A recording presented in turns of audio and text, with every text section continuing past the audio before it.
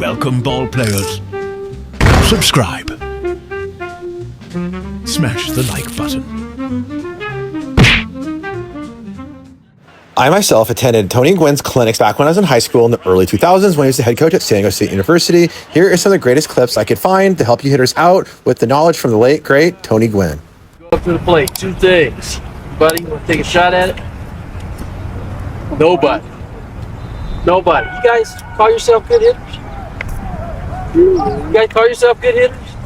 How many guys think they're good hitters? Yeah, somebody. You see how hesitant you guys are? If you're hesitant to raise your hand that you're a good hitter, then you're not. Okay? First part about being a good hitter before you even get in the batter's box is number one, mentally you got to believe that, hey, I can have success. And how you have success, how you have consistent success, is by being consistent with your approach. And so the two things that you've got to do every single time you get in the batter's box, I don't care where you stand, I don't care how you hold your hands, I don't care if you're open or closed, close to the plate or far back. The two things that you got to do is number one, you got to have balance. You got to have balance, okay? When I say balance, is when you load, if your weight gets over your front leg, you're out. Okay, if your front hip opens up, you're out. Okay, so when you get in a balanced position, it's balanced in the sense that now I'm not going to let my body get ahead of me. I'm going to keep my body in the center. If you look at any good hitter, when he loads, the weight stays right here.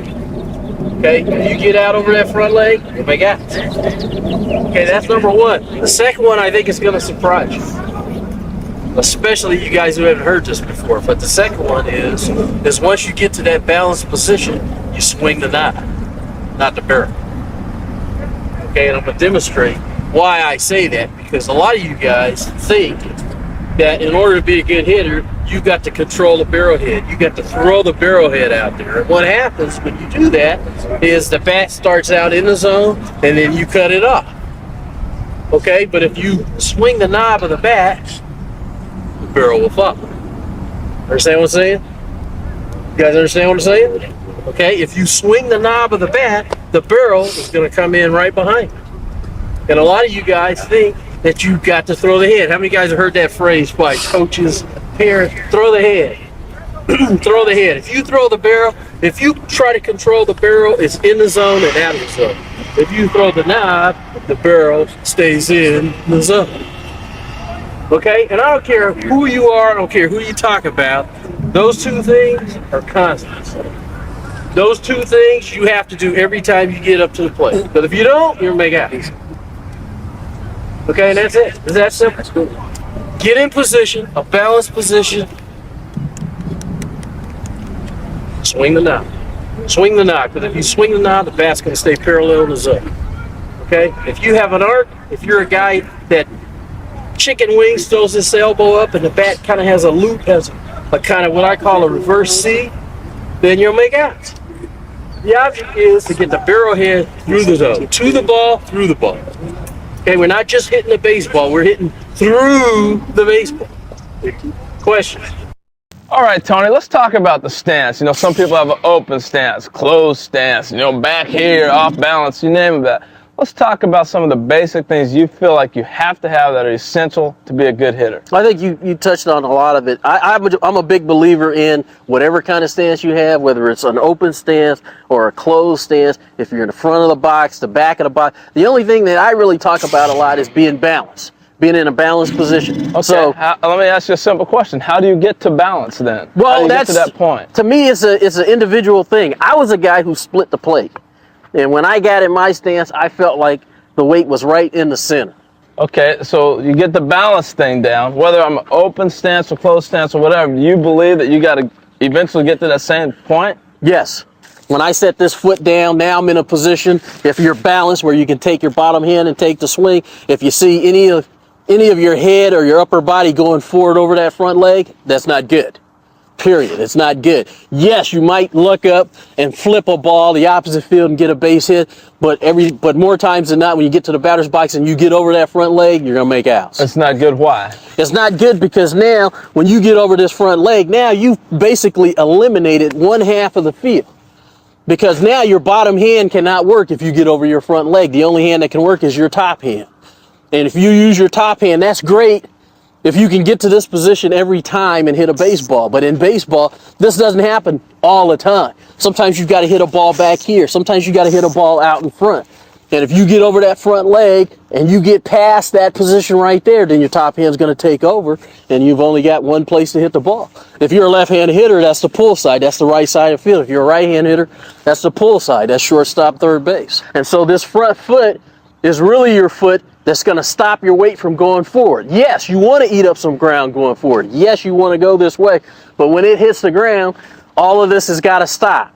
And when it does stop, now you're in a position where you can take that kind of swing that you want to take and generate bat speed. And that all comes from balance. Right. What about your head and your hands? How do those work in reference to balance? Well, and the swing? Really, all this balance, being in a balanced position, being able to take your hands back and set your foot down, that's just so you can generate some bat speed coming forward. Because if you don't, if they just sit here, you're not going to be able to generate that much. But if you take them back and set them down, now you're in a position where you can generate the most bat speed that you can going forward. So where should you start your hands at then to get them to go back? You know what? That's to me, that's a hitter preference thing too, because you know, you look in the big leagues today and you see guys starting with their hands down here. You see guys with their hands up high.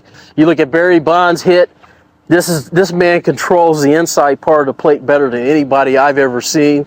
And when you watch him hit, you know, he's choking up on the bat a little bit, but what he does better than anybody else is he gets here better than anybody else. Those hands go back, he sets that foot down, and then it's just straight through the zone with tremendous bat speed. But you only get that kind of bat speed if you're in a balanced position and your hands go back. They go back to what we call the hitting position.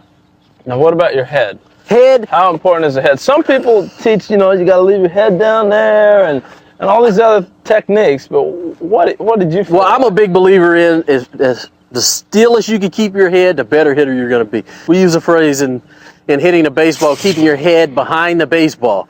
And what that means is wherever the contact is, wherever you make contact, whether you're hitting the ball to left field, center field, or right field, that if your head could stay behind the baseball, you're going to be able to generate a lot better bat speed. But you can't do it if your head moves. If your head goes this way, your head goes this way, now you're not going to be able to keep it behind the baseball and generate the kind of... Now you ask, are there any other things that can help me become a better hitter? Yeah, there's a lot of things that can help become a better hitter. And here's two more things. Number one is when you're standing here in the batter's box and you're looking out at the pitcher's mound, what are you looking at? Because as a hitter, the first thing I want to know is where's his release point? And here's a good trick to do. What I used to do when I was standing here was that I would look at the logo on the pitcher's cap. And when that pitcher got ready to get to the release point, there's a slow shift from your eyes to the release point. If he's a left-hander, it's there. If he's a right-hander, it's bow. Notice your eyes don't have very far to go to get to that release point. Okay? Now, lots of people want to know, okay, what determines where I hit the baseball? And really, it's very simple. The further you let the ball get deep, the more apt you hit the ball the other way. So if I'm a left-handed hitter and I let the ball get deep and I hit it right there, then I'm going to hit this ball to left field. And what happens is like we talked about in the drills, you get in position, it's left field, center field, right field. Okay, notice that in all three, I'm leading with the knob and the palm is up. Okay, now, less chances for mistakes is letting the ball get deep.